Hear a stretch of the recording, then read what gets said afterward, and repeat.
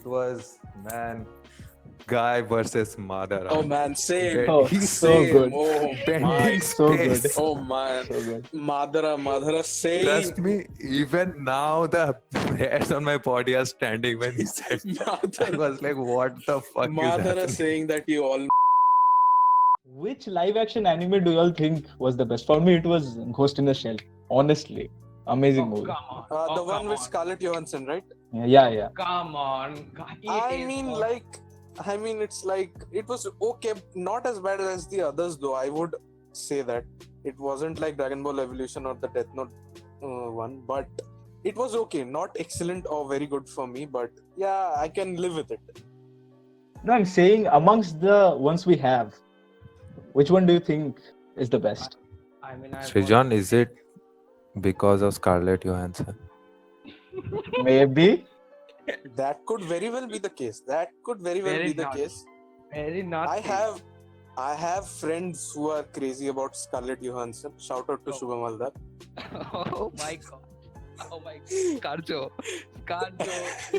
If you Okay. hearing this, if you listen to this, please Shubham Haldar is a very big fan of you. all right, okay. But on this topic about live action films being made out of anime, there's a thing which I believe, which is that since it's animation, it is really difficult to portray it as well as in live action, because that those expressions, those voice acting efforts which goes behind it in the production of an anime, it won't replicate exactly. And since people have already watched a version of it in the anime form, people are expecting the same level of grandeur and amazing acting and action scenes, everything from the live action film, which is what leads to ultimately disappointment, because it doesn't match up to that level. What do you guys think about it? Exactly. There is one point, because I was just going to say this. Just take example for One Piece. The quirkiness, that the humor, like the physical humor, Luffy extending, Luffy doing this, Zoro doing this or that, whatever the case. You cannot do that in live action. People's eyes cannot go bigger. Their face just magically cannot change. So I think adapting this type of anime is very difficult, especially the comedy ones. The comedy ones is very difficult to copy. Maybe the serious ones you can do, maybe the realistic ones you can try. But the thing is, anime stories are really so out of this world. It is very difficult. I think it is very difficult to, be very true to the source and make it a live action. This is what I feel. I mean, like you would have to use a whole lot of CGI to make it as good as what it is in anime form. If that's what you're trying to attempt, at least. Otherwise, it won't look just as good. I mean, that's what my personal experience has been. Have you watched Anita, by the way? Anita is a great example of good CGI in an anime format. Alita Battle Angel, right? Yeah. Actually, that CGI was really good. It was really good. I want to come back to one topic. Mr. Arvind Shila Rishikesh, I want to come back to you. Please explain me how Itachi, what he did to his own clan, is justified. Please, for the love of God, explain this to me. Because I, after watching so many episodes, still cannot understand. What was the logic? The cage match has begun, guys. Cook your popcorn, sit in your couch, and just let the showdown happen. Okay, I'll come back. Firstly, for the adaptation, I think some anime like Erased and Betrayed, which is more simple for them, and CGI guys, we are able to transform us. If we can do transform, do anime adaptations also. And coming back to Itachi, okay. See, the plan initially was for Shisui to do Koto Amatsukami on Itachi's father, right? Yes. Which Danzo totally fucked up. Okay. Now there is a civil war which is upcoming. Now Itachi's father won't stop. So with Shisui gone, he has given his sacrifice. I don't know why he has given his sacrifice, even though I think because he can't do Koto Amatsukami. So he had one commit suicide. What was that logic? Yeah, so that suicide gave Itachi no choice. I think you're able to understand. It gave him no choice. So he had two choices basically. One of them being to join with the clan and go on a civil war, or save it, or what he did basically, kill the entire How? clan and save at least his brother, who he loves dearly. And Excuse me. I'm not. Excuse me. You could have gone to Hiruzen and said that there is a civil war coming. What the fuck are you talking I think he has already told to Hiruzen. He told to Hiruzen about this, and Hiruzen. After killing, he said, if you touch my brother, I'll fucking expose everything. What said will after- Hiruzen do? Are he's the fucking Hokage. I think we are underestimating the smartness and the farsightedness of Itachi. Don't you think Itachi was farsighted enough to understand this? It has been portrayed very well in the series how farsighted he is, how he understands the situation and what choices he has. It has been very well described in the series that at the age of 11 he had the understanding of the world or IQ, whatever, of a Hokage. So he has accounted all these into the scenario, all these events, and took the decision. Even he does not think that it is the right decision. Even he apologized for a mistake which he did 7 years ago to his brother. I mean, he didn't even say anything to his brother. He was like, fuck off, bro, I'm going. I just killed your whole family, our whole family, and the whole clan. And he just okay, why he did that? I'll tell you why he did that. Because he believed hate is what will help him progress. It'll make him stronger. And if Sasuke will later kill Itachi, the people will be like, okay, he is the hero now. He is the one who killed the traitor. He did not want people to think that Uchiha clan was bad because of the civil. If they do a civil war, the entire world will think that Uchiha clan is like very very bad. It is bad blood basically. So he took all of it on himself, and he didn't want his brother to believe that I belong to a family of traitors who go against the Leaf Village. That is why he killed, and that is why he was bad against his brother. And he apologized during his reanimation. Dude, he apologized for a mistake which not a mistake. He didn't have any choice. Do you understand how much it took for him to say that? He said that I'm sorry for what I did, and he said that maybe if Sasuke would have talked, Sasuke could have convinced his father to not do it. But he had no choice back then, and he said that what he did was wrong. See, Naruto always says there is always a choice. Naruto says you should never back down. The main protagonist says that. Was Naruto there back then? Naruto did something insane things. He even convinced Pain. You can't expect that from everyone, right? It's his own speciality too. अच्छा, अरे आप कहाँ गया भाई? Hokage का IQ? It's not about IQ. It's not. Naruto is very persuasive at some point. Yeah. It's not with everyone. Don't you think he had thought of it? If you are saying that, you are basically saying Itachi did not have the basic IQ to say to tell his father to not to do the war. I'm just saying he just took that decision very very prematurely. He could have at least planned it, killed some strategic people. I mean, there is again one thing. How could one man kill a fucking clan in just one night? Like, do you imagine? I understand you caught them off guard, but seriously, all of the people you killed, men, women, children, seriously, I don't think that is possible. But again, it's anime, so all the blame is for Danzo. Until Shisui was killed, trust me, the civil war would not have happened, because he killed Shisui, and the entire Uchiha clan knew that he had killed Shisui. Even his father knew, even though there were allegations, his father knew, and that was going to start the civil war.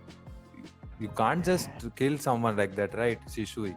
So that is what was going to trigger the civil war. I think this was discussed with Hiruzen also, and Hiruzen also knew what happened. Hiruzen was turned a blind eye to Danzo. And Danzo such a big asshole, that guy. I mean, really, it really pissed me off. Hiruzen is a very weird character if you see. He doesn't seem to be very powerful, but actually is apparently. I mean, we are not shown. We are not shown how powerful. I mean, we got a glimpse. He fought against Tobirama and Hashirama, the reincarnate version of Hashirama and Tobirama in the Naruto series. But he couldn't hold his own against Orochimaru as well. So Orochimaru, he was fighting Orochimaru, first Hokage, second Hokage. And do I need to remind you who the fuck the first Hokage was? Still don't think he was that powerful. I don't. By that fight alone. But you need to clear this out to me. I don't remember that fight very clearly. But weren't those Edo Tensei versions not as powerful as the original ones? I mean, the Edo Tensei versions which Kabuto used, not Kabuto, I'm sorry, Orochimaru again used in the final battle. They were much more powerful than the ones Orochimaru used in the first attack on Konoha, right? I don't. Yeah, it depends upon the jutsu and the chakra amount. I think how much you are inputting. I'm not 100% sure, but the jutsu they were doing. Oh my God, Tobirama with his water jutsu and Hashirama with his wood style. It was a miracle he hold them while fighting Orochimaru. It was really a miracle, I have to say. I mean, just listen about the legend. He knew so many jutsu.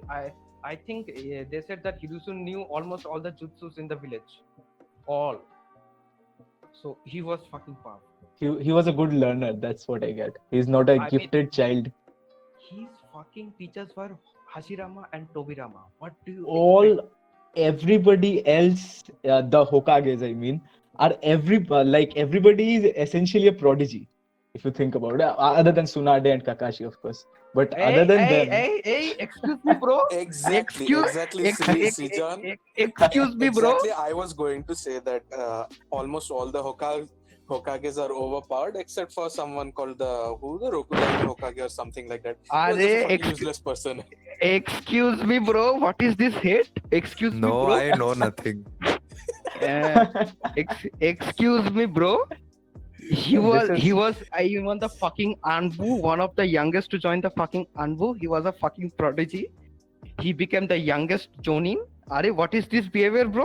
Got his ass kicked in Tsukuyomi. Yeah, like within a second. Could do nothing. I don't understand people comparing him with Itachi's jutsu. The thing is, Itachi is a fucking Uchiha. He knows how to use this eyes, this Sharingan better than. That's what I said. That's what I said in the beginning.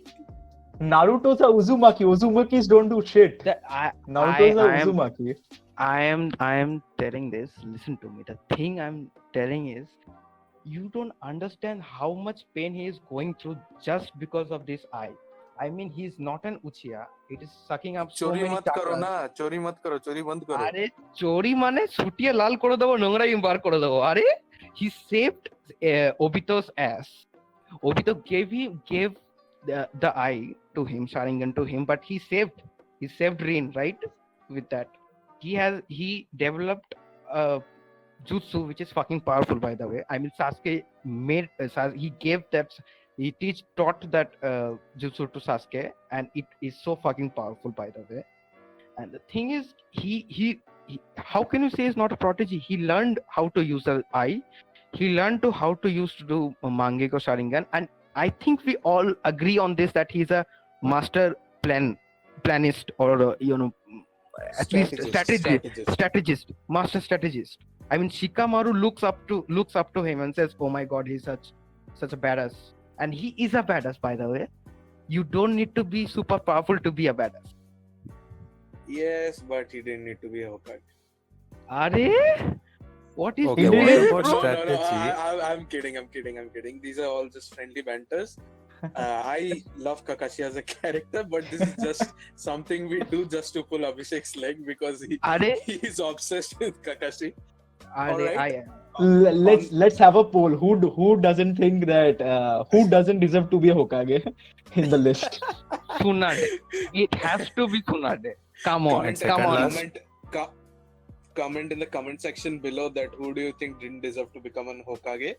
I know it will be Kakashi. Tsunade. All right. On that note, I'd like to too much of Naruto.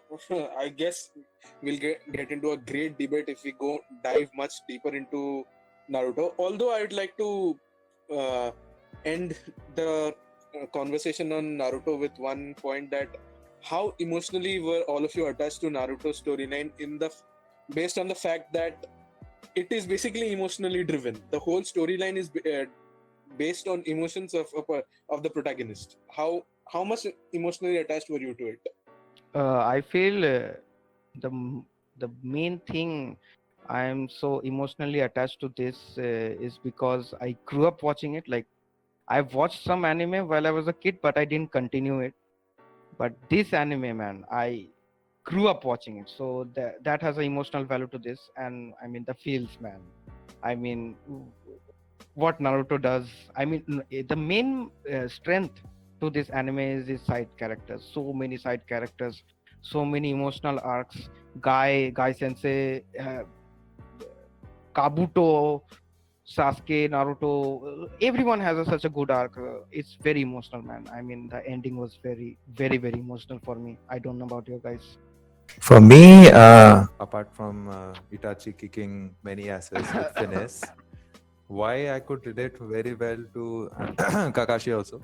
So apart from that, like what I loved most was the character itself, Itachi. Why? Because for me, everyone else, like Pain, Madara, had good goals but unreal methods.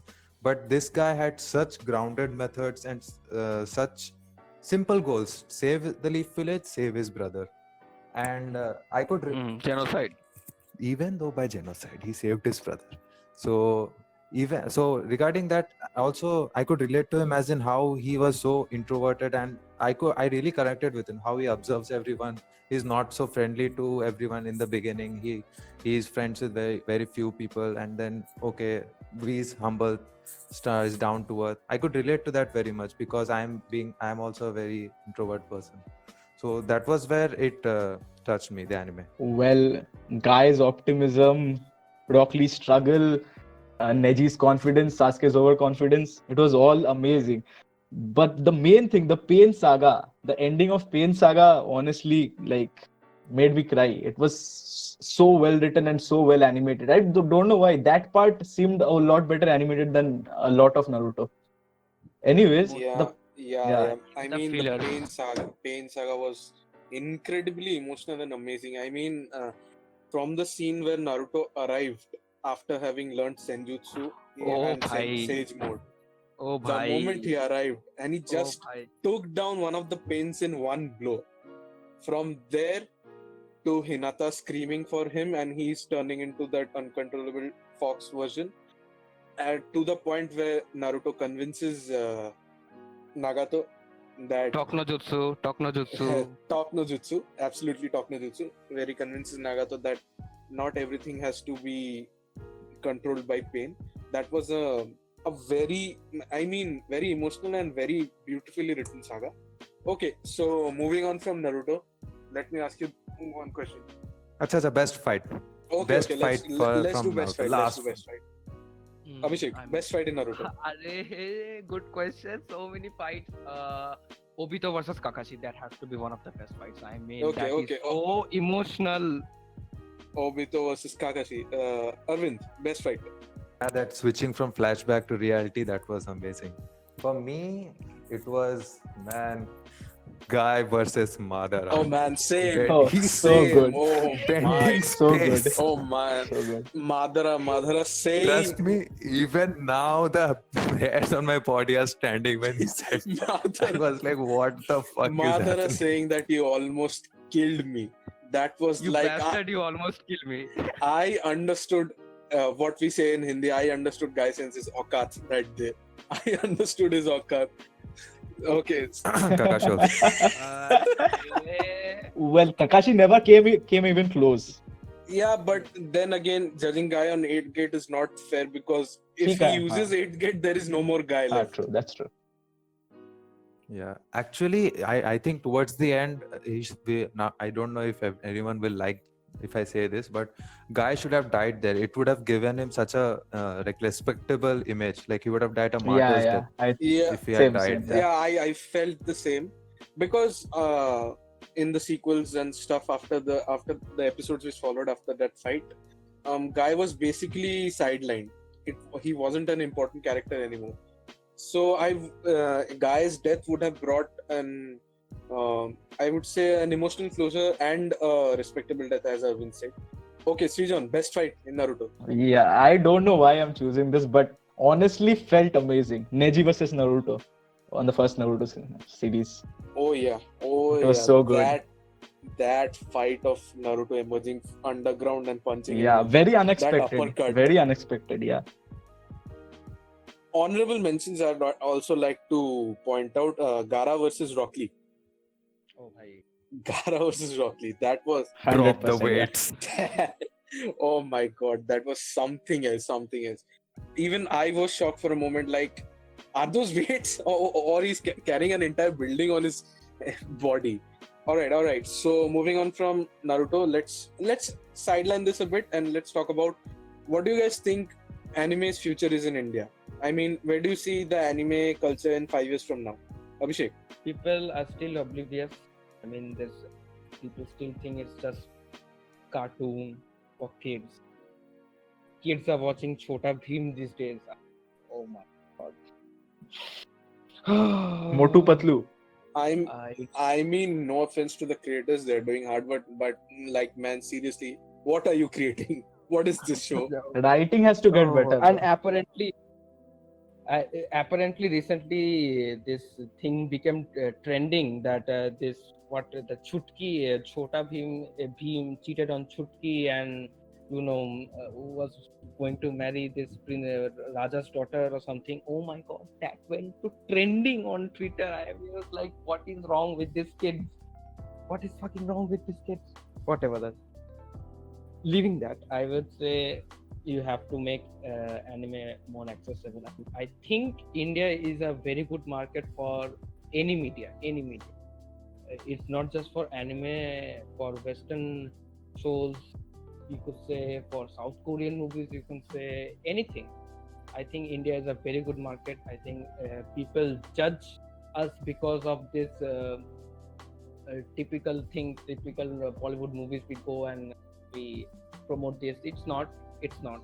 There are a lot of communities here who support this niche, which are, supposedly called niche things. So the thing is, I feel there could be a change within 5 years. Maybe within 5 years you could see Indian writers creating manga, and then maybe that manga being translated into an anime. Who knows? Important message, Atmanirbhar Bharat.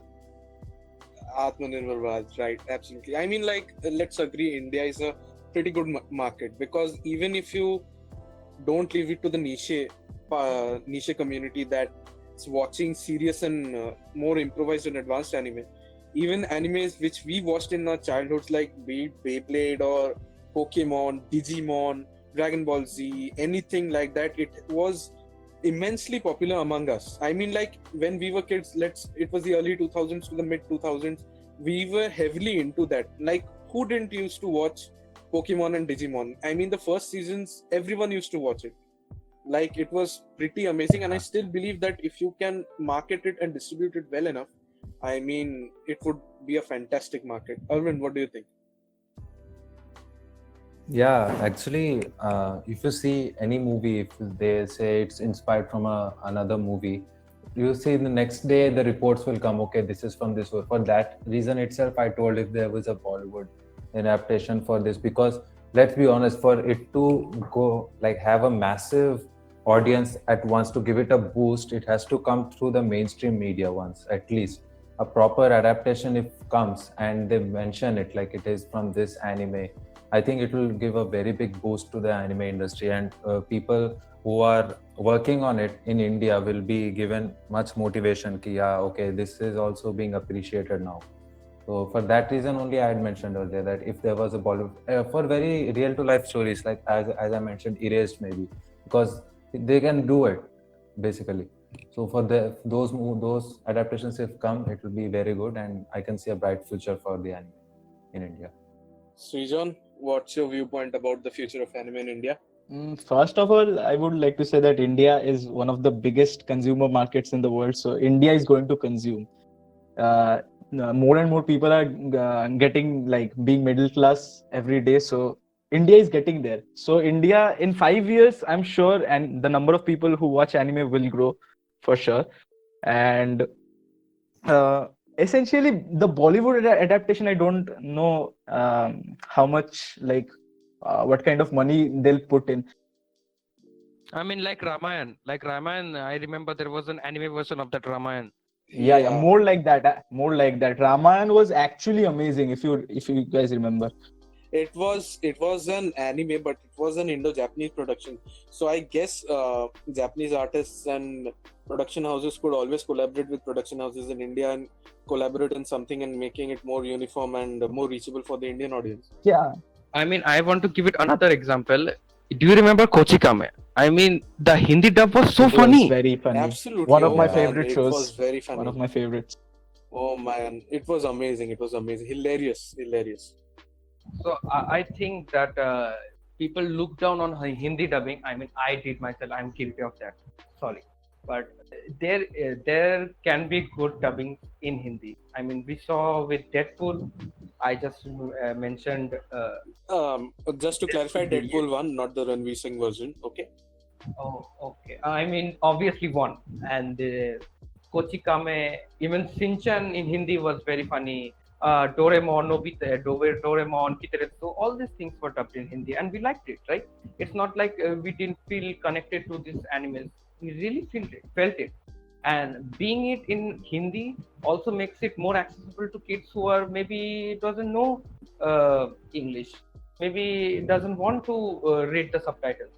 So dubbing it in Hindi might be a very big step in popularizing anime in India. All right. So, in conclusion, I'd like to end today's episode because apparently we all have talked a lot about anime. If you would like more from us, that we talk more about anime, we'll be bringing more episodes to you.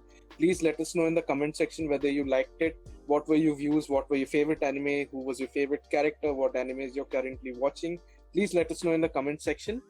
And that's it from our side. This is me, Pronit, signing out, and with me, Arvind, Srijan, and Abhishek.